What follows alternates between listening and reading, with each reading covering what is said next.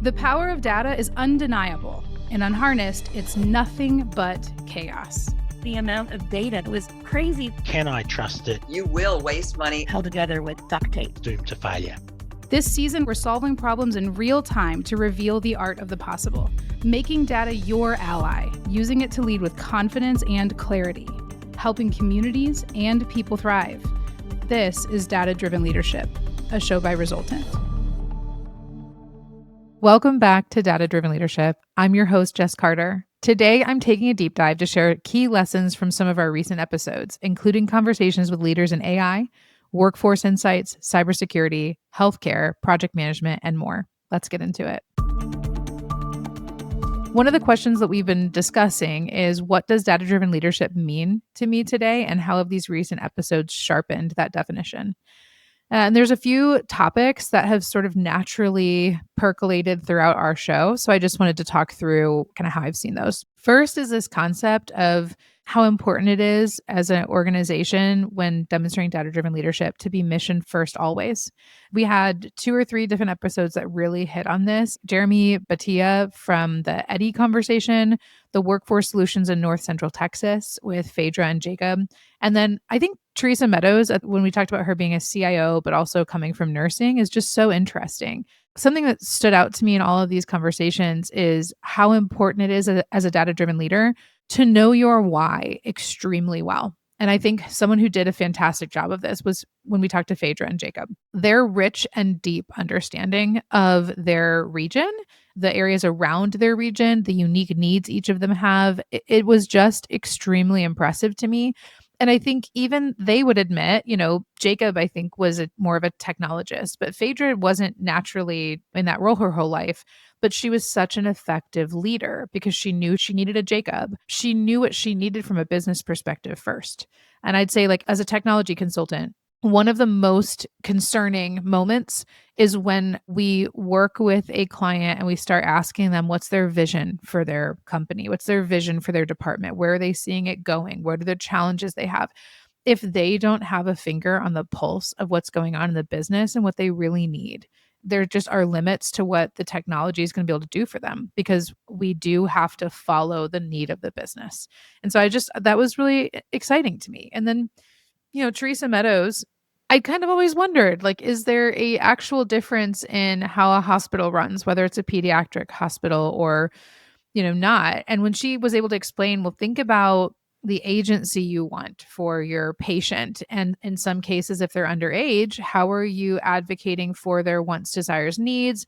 How are you appreciating their developmental, place in this world? And then their parents or guardians' approvals and the paperwork and the documentation, how important all of that is. It's not just paperwork. It's honoring the desires of the patient and the needs that they have for their care.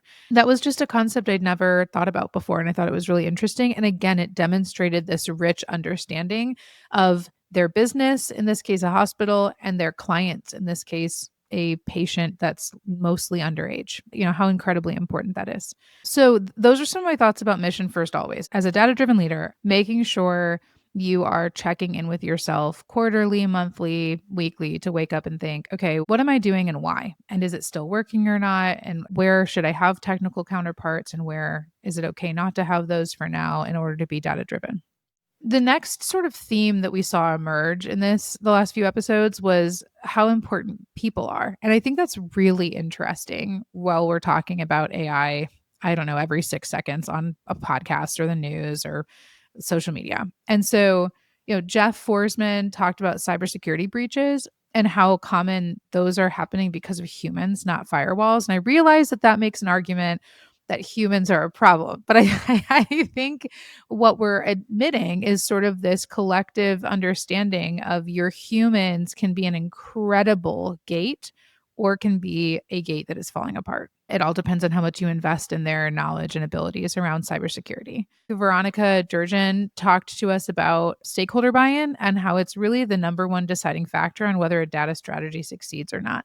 Allison Grayson equally talked about change management and how important the people part is, because people fear what they don't understand or what they don't see coming next. And so something that stood out to me was there's this tragedy that kind of we didn't talk about collectively of how hard people are trying to do some of these things and how infrequently we get it right. There's sort of this like brokenheartedness, I feel, where if you're a cybersecurity person, no matter how hard you push and push and push for cyber awareness in your company, if leadership doesn't buy in, if stakeholders don't buy in, as Veronica said, you are not going to be able to shove cybersecurity knowledge down 100 or 1,000 or tens of thousands of employees' throats.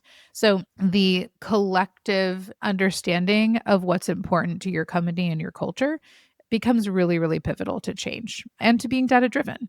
I also think people can really sniff out inauthenticity. So when you're doing change management, I think different cultures of companies have to really reflect on what is the culture that works well for their company and how do you manage change with the most sincere voice in that culture. Some cultures are highly regulated because they're in a highly regulated field, and that's okay. That doesn't mean that it's wrong, but I think you can't just take a one size fits all approach to the style of culture and the impact it has into change management. I also want to say sometimes I've used AI to help me generate emails or different documents or artifacts around change management. Here's what we're doing, here's why we're doing it, a PowerPoint presentation, whatever it is. I have started actually, even if I use ChatGPT, I will remove those M dashes because even if I gave it a really sincere prompt and I'm just using it for like a quick grammar check or logic check, those can be a distraction if people are sort of cynical and they can see, oh, they didn't even write this themselves.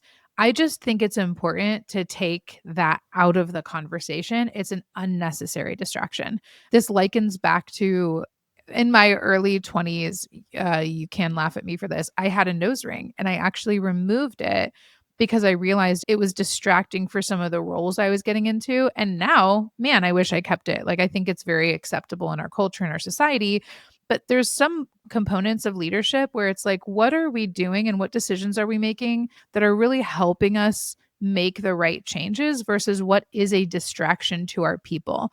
And that requires listening and really understanding and asking for feedback authentically. So I just encourage data driven leaders in that way. I think that these conversations really helped me have a better understanding for the important role people play. And then I think lastly, like the other theme we've seen is this concept of like structure and culture build sustainability, sort of back to that phrase. And I think we said it on Mike Hughes' episode of culture eats strategy for breakfast.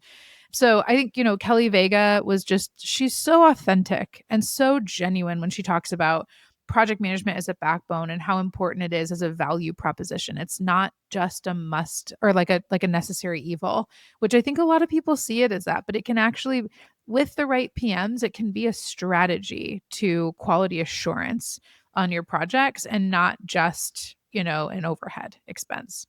Rob Seaman from Slack, I really was sharpened by that conversation. He talked a lot about data informed versus data driven leadership. What I took away from that was this concept of sometimes we have the luxury of being data driven. Sometimes we have data, we're informed, we have a leading indicator, we have a hypothesis, and we don't have time to wait to see if the statistically significant data is there. We will find out and we will pivot if it's not. I saw something on a social media video recently that talked about how multiple anecdotal items do not roll up to statistically significant data. So just because you hear something from three different people, it can start to create this sense that this is really a theme and going on. And just a reminder to our data driven friends, that means three people talked to you. That doesn't mean it's a theme. That might mean it's important if those people are really important to your culture and they're leaders and they're identifying things that have been rolled up to them thematically, then it's worth exploring. But we just want to keep in mind it's okay to make data informed bets. You don't have to wait for all your statistically significant data. And a lot of you are in future forward fields where you can't afford to wait. That's okay. But I just try to write down my hypotheses each month or quarter and come back and say which ones are still good bets and which need to be adjusted. I think the other thing I would just encourage everybody to understand is I'm on this journey with you. And so I think what's really neat to me is that we're all learning about data driven leadership together, both the technical side, the non technical side. And it's evolved an enormous amount since we started this podcast. So I think I get really excited at the feedback we get on the podcast solutions and what you guys find valuable. But I also really think it's been interesting to talk to people with so many varied experiences from Southwest and Kelly Vega and our own data scientists or EVP. There's so much to learn here. I think I'm surprised 3 years in that there's so much fodder for really rich conversation between the business and the tech coming together to be this powerhouse for change. So remember your why, remember how important your people are, and keep that strategy at the forefront of your mind. Thank you for listening. I'm your host, Jess Carter. And don't forget to follow the Data Driven Leadership wherever you get your podcasts and rate and review, letting us know how these topics are transforming your business. We can't wait for you to join us on the next episode.